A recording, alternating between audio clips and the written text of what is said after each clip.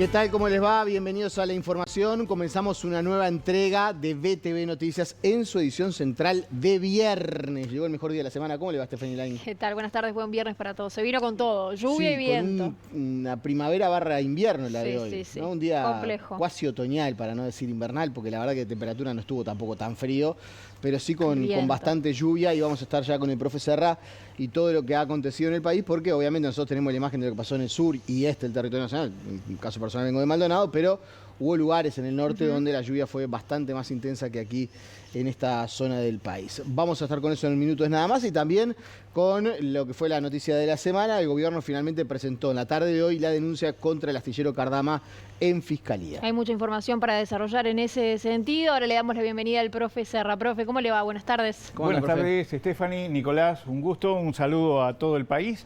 Bueno, como tal, como decía Nicolás, la región norte del país sufrió hasta hace pocas horas inestabilidad con lluvias y tormentas.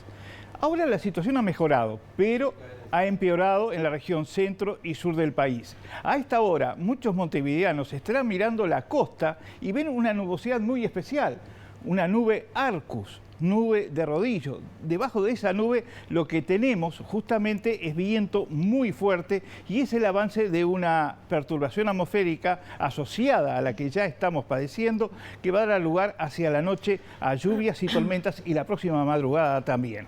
Dicho esto, vamos a ver cuál es la situación, o sea, el estado actual del tiempo aquí en Montevideo. Hemos tenido precipitaciones desde la mañana, 18 grados la temperatura, cubierto, mejoras temporarias, viento que ha alcanzado los 77 kilómetros la hora a eso de las 14 horas. En este momento es viento del noroeste a 37 kilómetros la hora, la humedad relativa 79%, va a ir en aumento, y la presión atmosférica 1010 hectopascales, va a ir en descenso todavía la presión. Dicho esto, les reitero, la inestabilidad va a continuar. Volúmenes de precipitación, Nicolás, Stephanie, en la región oeste-noroeste del país, promedio a esta hora 47 milímetros, algo muy bueno. Eso le iba a decir, en algún punto se necesitaba lluvia, y ayer hasta tarde de la noche estuvimos con el profe en contacto, porque la verdad me llegó información de que por lo menos con algunos intendentes del litoral se había comunicado. Las autoridades de SINAE estaban en contacto con el INUMED también, y se hablaba de una posible alerta roja. Estuvo, yo le digo, que hasta pasada la medianoche esa posibilidad arriba de la mesa. Finalmente se fue por una alerta color naranja. Por lo que tenemos entendido, no hubo grandes afectaciones, pero sí intensas lluvias. Exactamente, estuve justamente analizando hasta las 2:30 de la madrugada, porque la situación así lo ameritaba, pero hay una alta variabilidad atmosférica y la atmósfera está cambiando, variando hora a hora. Gracias, profe. Gracias, profe. Adelantamos algo de la información del deporte con Fiorella Rodríguez. Fío, ¿cómo estás? Bienvenida. Nico, gracias. El saludo para ustedes y la gente del otro lado. En un ratito empieza la fecha 13 del torneo Clausura. Defensor y Montevideo City Torque la van a inaugurar. Mañana juega Peñarol con Cerro, sin público visitante en el Estadio Trócoli. Nacional se enfrentará con Wanderers, ambos con novedades. Vuelve Leo Fernández en Peñarol, no está el Diente López en Nacional. Vamos a estar con todos esos detalles. También con el básquet, ganaron Peñarol, Nacional y Unión Atlética, y por supuesto con la Copa Libertadores y Sudamericana, el gran triunfo de Liga de Quito frente a Palmeiras. Bueno, un batacazo en esta instancia del torneo, así que venimos en un ratito con todos los detalles. Muchas gracias. Gracias, Fío. También hay información destacada del panorama internacional. Leli Lionel. ¿Qué tal? ¿Cómo están? El saludo para va? ustedes y para la gente en casa. En el segmento internacional vamos a estar hablando de la relación entre Estados Unidos y Colombia. ¿Por qué? Porque el gobierno de Estados Unidos sancionó al presidente de Colombia, Gustavo Petro, por no combatir el narcotráfico. En otras informaciones, el presidente de Brasil, Luis Ignacio Lula da Silva, dijo que aspira a la reelección en el año 2026, en las elecciones del próximo año, y en medio de la incertidumbre sobre qué pasará, Argentina ingresa en un momento crucial. El domingo son las elecciones legislativas. Ayer, ustedes veían, se realizó el cierre de campaña tanto del presidente Javier Milei en Rosario y en la provincia de San Martín, el gobierno bonaerense con el peronismo y el kirchnerismo a la cabeza. Como siempre, esto y más en el segmento internacional. Gracias, Deli. A ustedes. Si les parece, repasamos los titulares más destacados a esta hora.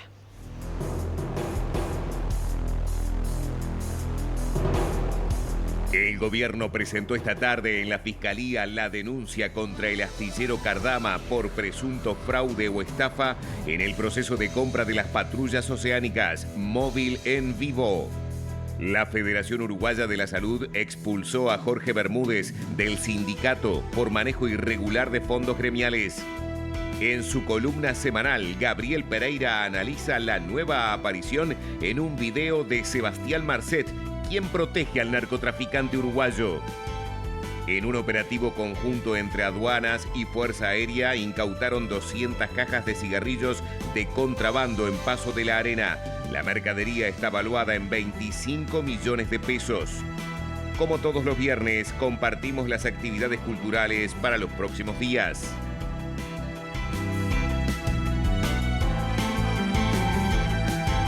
Bueno, como les decíamos, se cierra de alguna manera después de la conferencia del miércoles, lo anunciado por el gobierno en cuanto a la presentación de la denuncia contra el astillero Cardama por el tema de la garantía. Tomamos contacto con Matías Garro desde Torre Ejecutiva, nos amplía la información a esta hora. Adelante, Mati, ¿cómo estás? Bienvenido. Sí, gracias compañeros, el gusto de saludarlos a ambos, también a todos los televidentes. A las 4:30 de la tarde, Jorge Díaz y Alejandro Sánchez se hicieron presentes justamente en la Fiscalía de la calle Paysandú para presentar una denuncia penal en representación del gobierno uruguayo por la garantía que la empresa del astillero Cardama presentó como garantía de cumplimiento, una empresa que fue seleccionada por el gobierno anterior para construir 2 patrullas oceánicas. La garantía fue brindada por Eurocommerce, una empresa de papel, así la define el gobierno actual uruguayo, una empresa que estaba en proceso de liquidación por no tener movimientos económicos en los últimos años y que además presentaba una dirección en el Reino Unido que cuando las autoridades uruguayas fueron a ese lugar funcionaba una inmobiliaria.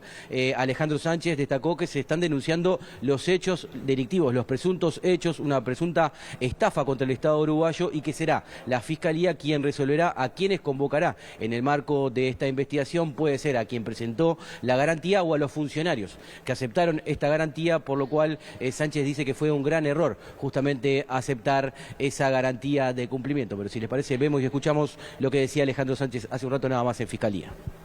Lo que cumplimos aquí es en presentar una denuncia penal por posible fraude o estafa al Estado, en vista de que, frente a un contrato millonario, la garantía presentada parece ser que es de una empresa que no existe. ¿La denuncia contra Cardama, contra la empresa garante, contra quién es la denuncia? No, nosotros estamos denunciando hechos, ¿verdad? Obviamente luego la Fiscalía en su labor tendrá que convocará, imagino, a quien trajo la garantía, en este caso que es la empresa, y quien aceptó esta garantía, ¿verdad? Que eran seguramente los funcionarios públicos que actuaron, en definitiva, en el otorgamiento de esta garantía, que ustedes saben que desde nuestro punto de vista es un profundo error de gestión haber aceptado esta garantía, pero bueno, habrá que ver qué otros elementos hay. Pero lo que hicimos nosotros es denunciar un hecho constatable y claro. Había una garantía con una empresa que en realidad decía que existía en determinado lugar y en ese lugar no hay ninguna empresa financiera.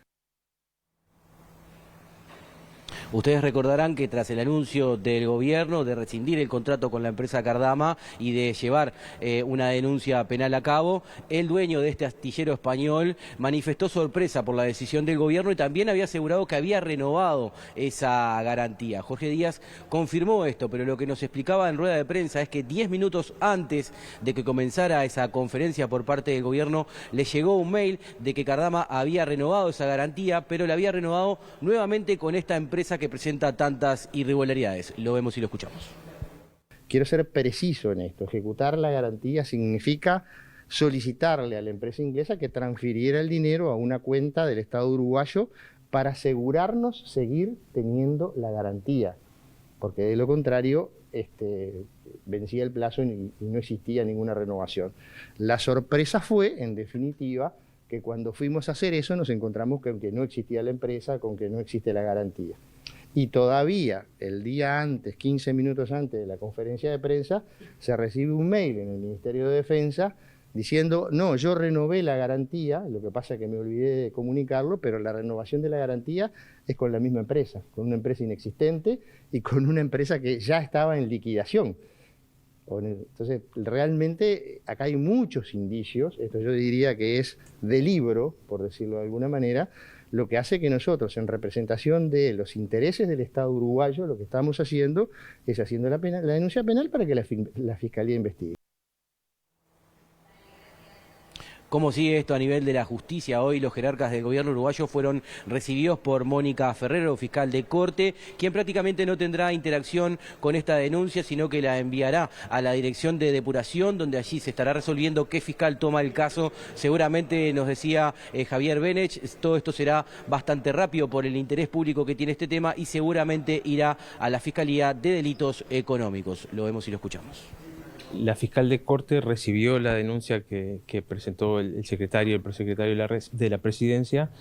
La fiscal de corte lo único que hace es recibir esa denuncia, no toma contacto con ella, quiero decir, no la analiza, por decirlo de alguna forma. Lo que hace es pasarla a la DPA, que es la Dirección de Depuración, Priorización y Asignación de Fiscalía, que es quien va a analizar esa denuncia y la va a asignar a la fiscalía que corresponda. ¿Cuáles son los plazos? Bien, generalmente esto se resuelve en pocos días, tratándose de un tema obviamente de tanto interés público. Seguramente en los próximos días les podré informar con precisión a qué fiscalía se asigna este caso. Algunos apuntes en el final. Según informa el semanario Búsqueda, justamente Eurocommerce cambió su dirección y puso una dirección que comparte con muchas empresas que justamente no cumplen con las normas antilavado. Por otra parte, comentarles que este tema también genera repercusiones a nivel del Parlamento, porque 2 diputados del Partido Nacional y del Partido Colorado estarán convocando a la ministra de Defensa, Sandra Lasso, a la Comisión de Defensa de la Cámara Baja para estar entonces conversando sobre este tema y para que dé explicaciones sobre la decisión del gobierno. Por el momento es todo desde aquí, compañeros. Vuelvo con ustedes a estudios. Muchas gracias, Mati, por este aporte, y obviamente este asunto va a seguir teniendo repercusiones y vamos a seguir hablando de él. Ahora cambiamos de asunto a un tema que también se generó aquí en la pantalla de BTV a través del programa Sin Piedad, con la información del colega Eduardo Preve. La Federación Uruguaya de la Salud expulsó a Jorge Bermúdez del sindicato por manejo irregular de fondos gremiales. Esta mañana se realizó en la ciudad de Canelones una asamblea de la Federación Uruguaya de la Salud. En este marco, Jorge Bermúdez pidió la palabra y fue abucheado por varios de los presentes. Se trata de la primera vez que el dirigente se dirige al sindicato, luego de ser cuestionado por una serie de hechos presuntamente irregulares en su rol como secretario general.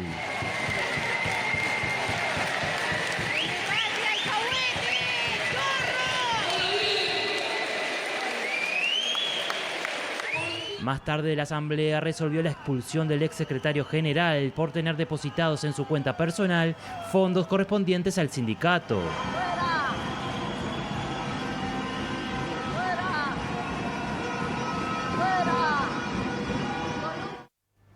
Avanzamos con otros temas. En Cerro Largo condenaron a un hombre a 45 años de prisión por quemar la vivienda de su pareja que murió en el incendio. El agresor fue condenado a 30 años de cárcel más 15 años de medidas limitativas por un delito de homicidio agravado por femicidio.